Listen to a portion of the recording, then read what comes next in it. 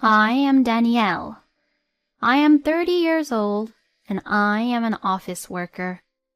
I married my husband, Fred, 3 years ago, and as of now, we do not have a child yet. My marriage with my husband is very good, and we are enjoying our life together. We both work, so we are financially stable, and we have many interests in common that we never run out of topics to talk about. We have a similar certain way of thinking about things, and when I am with him, I feel very comfortable being with him. I am sure that I will never meet anyone better than Fred. Fred and I have a perfect married life, but there was one problem that was very bothering me. Well, it is a problem that many families might face, and that is the mother-in-law problem. However, I feel that the problems I face with my mother-in-law are probably the most problematic issues compared to other families. First of all, let me tell you how bad and horrible Nikki, my mother-in-law, is. Regularly, Nikki would just pick on me and talk bad about to me in my face. Danielle, what are you wearing? Oh, it's one of my favorite skirts. Well, I think it looks out of fashion and a little bit skanky. It's what prostitutes would wear. I mean, like those prostitutes who are unpopular and cannot even get a guy. Not only does she talk bad about me into my face, she always makes me do all of the household chores such as housekeeping. Oh yeah, Danielle, could you clean up my bathtub for me? What? What do you mean, what? You should be thankful that we are letting you stay with us, so you should be repaying your gratitude to us by cleaning up the house instead of being a couch potato. Well, I wasn't saying that because I want to be a couch potato, but... Well then, just clean my bathtub squeaky clean. When you're done cleaning my bathtub, mow the lawn in the backyard, do the grocery shopping for tonight's dinner, and also don't forget to make the dinner for all of us. That is too much she is asking for me, and that is all of the household chores. Even though Nikki was asking too much out from me, since I just got married then, I decided to put up with her, just because I wanted to build a good relationship with the in-laws.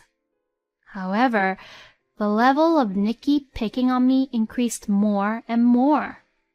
This is about this one day I visited Nikki and Brad, my father-in-law. I cooked and prepared dinner as Nikki told me to do so. Fred and Brad enjoyed my cooking and even had seconds, but Nikki was mumbling. This dish is so bland, and the texture of this food, it's too chewy. I shouldn't have made Danielle, who is not a good cook, to prepare us the dinner, because she just wasted such great ingredients. After she mumbled those words, she started to throw away my prepared dinner into the trash can. I didn't expect that she would do such a thing, so I was so confused. Nikki, what are you doing? Are you insane? Mom, that is too horrible. Are you two serious? I can't believe this. Why are you both on her side when you two should be on my side? Even though I was very angry and upset because Nikki threw the food away in front of me, but since Brad and Fred scolded her for it, I felt a little better. Brad even told me secretly, To tell you the truth, your cooking is way better than Nikki, so don't take her seriously. She doesn't have any senses in her taste buds. Ever since Brad told me that, after this incident, I never got mad or upset about it. Since then, Fred knew that Nikki would pick on me, and as he cared for me, every time he would visit his parents' place, he stopped taking me with him, which was very nice of him. Thanks to Fred, this allowed me to have a reasonable distance from Nikki, and my stress has been reduced a lot. so only once a year I would go to the family gathering. But then, it's not a surprise, but another incident happened at that family gathering also. At the family gathering, since there were many people, a banquet was held, and Nikki was the main person who was preparing the food at the banquet. I helped with the cooking, but Nikki was the one who was in charge assigning the seats, serving, and placing the food on the table. When I sat down at my seat, which was assigned to me, I had a bad feeling for some reason. So I checked my food, which was placed in front of me with knife and fork. Then I felt like something hard was in my food. When I looked closely, it seems like eggshells were in my food. And not only eggshells, but there were also a few strands of hair in the food. I knew it, and my instincts were right. Only Nikki would do such a thing. So I secretly replaced the dish which was placed at my seat with Nikki's, which was just a seat across from me. When it was time for everyone to eat, Nikki took a big bite, and we all heard some hard, crunchy noise as she chewed. Ow! She made a scene, and everyone was trying to see what was going on. Someone put eggshells and hairs in my food! Nikki screamed, and all of the relatives were looking worried for her. Without any hesitation, Nikki said, "Danielle, it's you who did this," and pointed her fingers towards me. All of the relatives who were there were looking at me coldly. "Nikki, you were the one who was cooking and serving. I was in the kitchen only helping around, so how could I even do that?" "Well, you could sneak out of the kitchen for a second and place the eggshells and hairs in my food." Then another relative who was helping in the kitchen with me said, "Danielle was with me all the time in the kitchen, so it couldn't possibly be her who did it.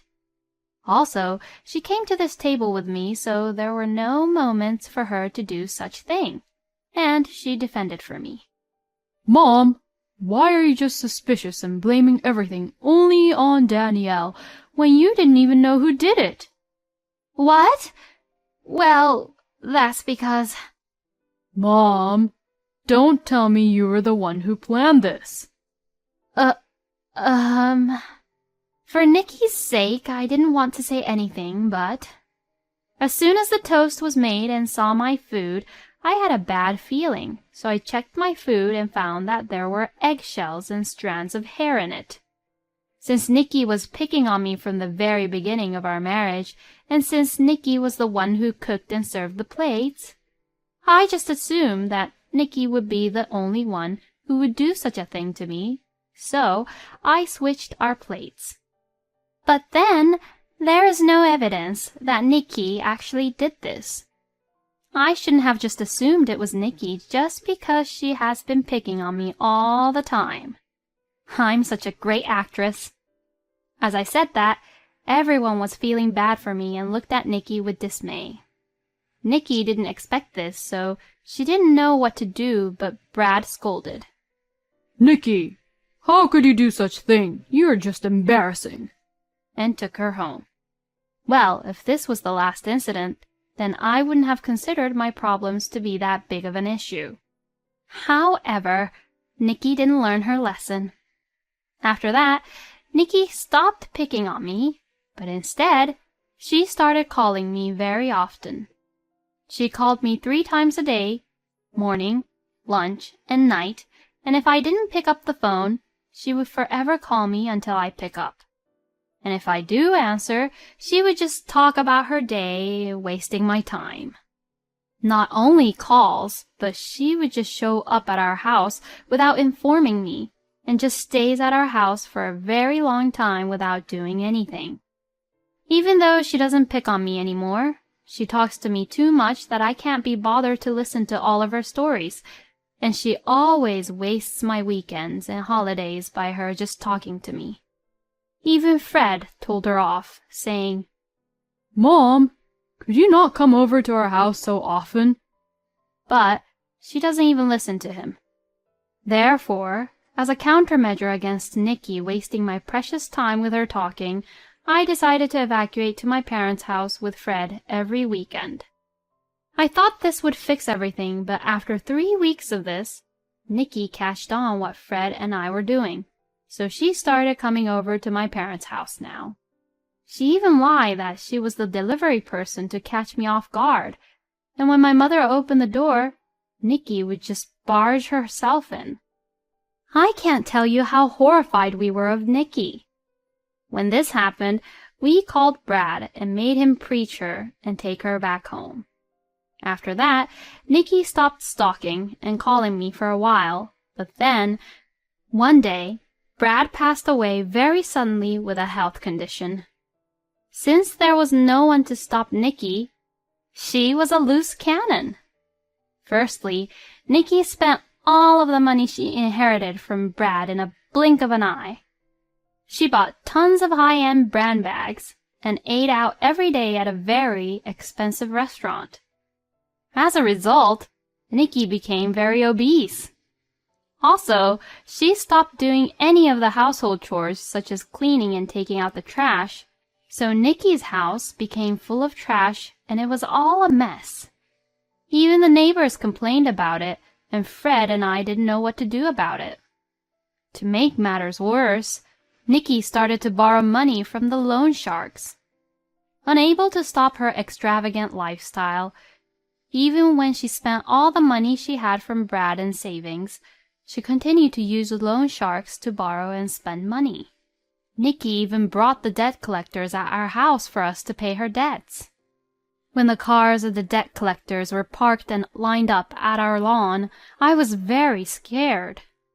Fortunately, both Fred and my father were not scared, so they took a firm stand and were able to turn the debt collectors away and then dealt with them legally through our lawyer by saying we were not obligated to make any payments. I couldn't stand Nikki anymore by this time. Even Fred said, "Since I don't have any siblings and Dad has passed away, Mom was my only blood-related family, but this is too much. I have no choice but to cut ties with her." So then, we decided to take a certain action. This year, we had a very long spring break. So, to go to my parents' house, I packed all of my belongings and locked the house and headed for my car. When I was about to open my car, I see Nikki standing there. I knew that she would come over. I already predicted this situation. Nikki would come over to our house at the end of the month for money, and this has been going on for the past 3 months now. Of course, Fred and I do not give her any money at all.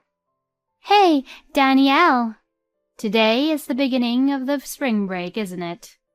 I know you're bored, so I came over to be in your company." "You are just saying that, but you just only want money." "How could you say such a thing, Danielle? Isn't Fred on his business trip right now? I thought you would be lonely, so that's why I came over." "Thanks, but no thanks, Nikki. I am about to leave and go over to my parents' place." Well, then, I will be looking over your house then." "What? You will be gone for a couple days, right? I heard that burglars tend to break in during the holidays." "Nikki, it's okay. Please go back to your place." "Don't worry. I can take care of your house, you know." As she said this, Nikki just reached into my bag and tried to forcibly take my house keys. "Stop it!" I quickly hand-chopped her wrist. "Ow!" Nikki was on the ground, holding her wrist. "Nikki, stop bothering us anymore, okay?" "Well then, I have to go now." I ignored Nikki, who was still on the ground, and got in and started the car. I finally go to my parents' place. Fred opened the door. "Finally, you are here." I wanted to say "here I am" with a smile, but when I saw Fred, I became relaxed and I began to cry. Fred hugged me tight. Fred let me cry in his arms until there were no tears left in me anymore. That night, both of my parents, Fred, and I went out to a restaurant and had a very nice dinner. Then my phone rang. It was Nikki who was calling me. I forgot to block her. Since my phone won't stop ringing, I decided to pick up the phone. I had no other choice. This will be my last conversation with her anyways. Hello? Hello? Is this Danielle? Hey, isn't your parents' house's address this? The one which is like 50 minutes drive away from your place? Yes, that's the one. Why is your parents' house gone? Oh, that's because my parents moved. What? What do you mean? Where are you now, Danielle? I am at my new parents' house. What? My parents moved. Oh, by the way, Fred and I moved also. What? Nikki, there is no place you can rely on anymore. You have to take care of the rest by yourself. What? Oh no! I tried to speak calmly, but when all the memories of Nikki picking on me replayed in my head, my voice became louder. Nikki, in the first place, do you realize what you have done to me? Do you even know how much I suffered because of you? I will never forgive you. Even if you are the mother of my beloved husband, I will despise you for the rest of my life. When I said this, Fred took the phone. Mom, I've had enough. I'm cutting ties with you. Don't you ever get involved with us nor Danielle's parents. What? Nikki was in shock, so we didn't know what she was trying to say. Then Fred hung up the phone and blocked her number for me. To cut ties completely from Nikki, we changed jobs and moved from the city to the rural area. We already sold our house and we have now moved into our new place. Danielle has no way of finding where we are or where we live. I guess she's going to end up in the worst possible situation being chased by the debt collectors. But that is all her own fault. She brought that to herself. I don't feel sorry for her at all. It's her fault for what she has done and never reflected back on her own actions. On the other hand, we got used to our new life and even had a baby. She is a very cute little girl, Elaine. Since my parents' house and my house is close, I visit my parents with Elaine often. My parents are very happy to see their grandchild, and I am very glad we moved here. I am looking forward to watching Elaine grow up with Fred. Thank you for watching until the end. Please subscribe and hit that like button. See you in the next video.